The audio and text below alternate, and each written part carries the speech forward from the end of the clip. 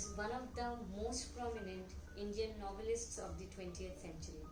And you must have heard about the most famous TV series named Malgudi Days, which started in 1986, was first telecast on Doordarshan based on the 1943 short story collection of the same name by R.K. Narayan.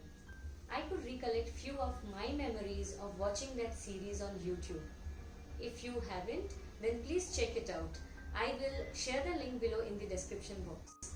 Hello and namaste everyone. This is me Priya, and once again I welcome you all into my space called Repeat or Evolve.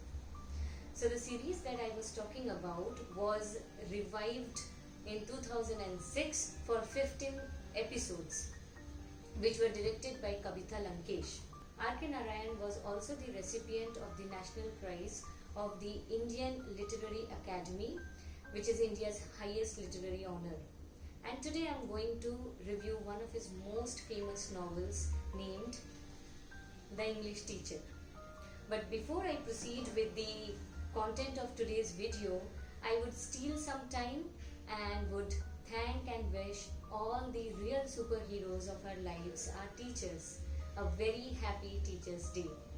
And here's a line that goes like, without you teachers, we wouldn't have any class. Now a little bit more about the novel. I would like to draw your attention to the word of appreciation which is given at the back of the book and is written by Indian Thought Publications, which says, never has the magical storyteller of imaginary Malgudi woven tragedy and humor so deftly together. And it is so true. The English Teacher is a 1945 novel which is a part of series of novels and collection of short stories set in Malgudi.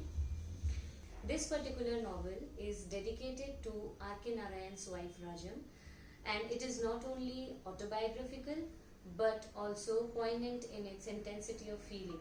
It is a series of experiences in the life of Krishna, an English teacher, and who is the protagonist of this story, and his quest for inner peace and self-development. This story focuses on the life of the English teacher who teaches at Albert Mission College. He leads a very mundane and monotonous lifestyle, and he compares himself to that of a cow in the story. And his life is really very dull and boring. He aspires to become a poet. He wants to write poetries, but burdened by the world, responsibilities, family and pressure, he chooses himself to be a teacher. But it doesn't mean that he doesn't like his profession. He equally loves his profession, but then there is this constant fire inside him which actually urges him to be a poet. He wants to write poetries, he wants to write books and publish them one day. He loves to be in the nature, he loves to spend time in nature, he loves to walk by the side of the river, far from the maddening crowd. And this is what is about this English teacher, Krishna. But then his life took a turn when his wife Sushila, who is an independent woman, who had her own arguments and opinions, and their child Leela come over to stay with him. Having their welfare on his hands, Krishna tries to be an organized person in his life. He tries to be a responsible father and a husband. And he fulfills all his duties, he fulfills all his responsibilities in taking care of his family. He started loving and enjoying being with his family. He loved playing with his daughter, he loved spending time with his wife. Krishna was someone who had this close connection with inanimate things as well. And there are certain subtle emotions and thought processes of Krishna with which I could resonate so well. Then eventually Krishna realizes that there is more meaning to life than to just teaching in his college. He also realizes that he has got so much to do in his life, and that gives a very big lesson to all of us. because somewhere in the hustle bustle of our life, we all have forgotten the charm of being with our family, the ample time that we can spend with our family members. And in our hectic schedule, somewhere the dedication and the devotion, all of our time is actually given to our either laptops or files. And one day it so happened that Krishna and Sushila, they decided that they want to have a house of their own, because the house they were living in now, it was actually a rented house. However, the day they went out in search of the house, it changed everything for them. Krishna's life turned upside down. The only thing and the most important thing in his life was jeopardized, and his peace, his happiness, everything was gone. He was left with hollowness. He could not know what to do next. He could not see any future of his family. There was an end for him of everything.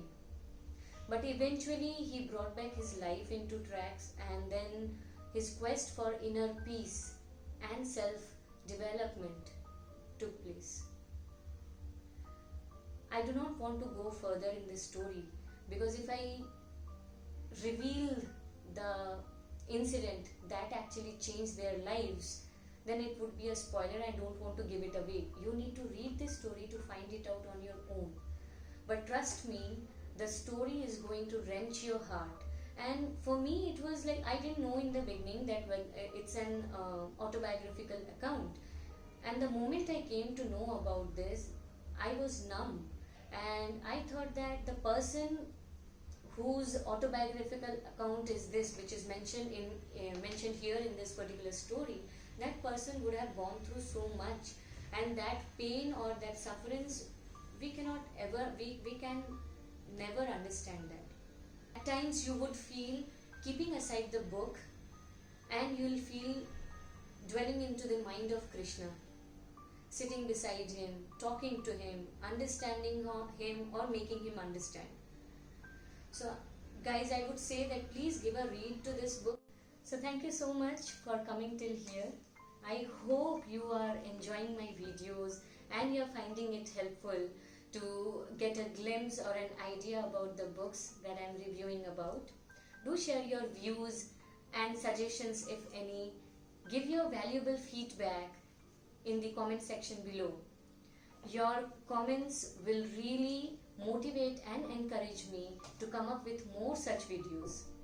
If you have liked this video, give a thumbs up and share it across your closed ones, so that it reaches to every book lover who are in quest for a good read. Before I take your leave, I would like to share a poem by me dedicated to all the lovely teachers and my mentors out there. So the poem goes like, I was a little kid when I stepped into the school. Tears rolled down my cheeks. I seemed to be standing in a pool. And then I saw the first person, who happened to be my teacher. She wiped my tears and held me tight, helped me through all the difficulties and failures, and everything went right. She watched me grow through my failings and flaws, and this is how she always kept me on my toes, celebrated me and my victory with applause, and always tried to eliminate my flaws. Sometimes I agree with her, sometimes I don't. Still she understands me, and she never ever has demoted. If I am asked to name someone special, it would be you, oh dear teacher, cause you taught me to fly, knowing no limits above the sky. I would be always thankful to you, for you taught me to live my life. Thank you so much everyone once again, and please stay safe, stay healthy. Bye bye.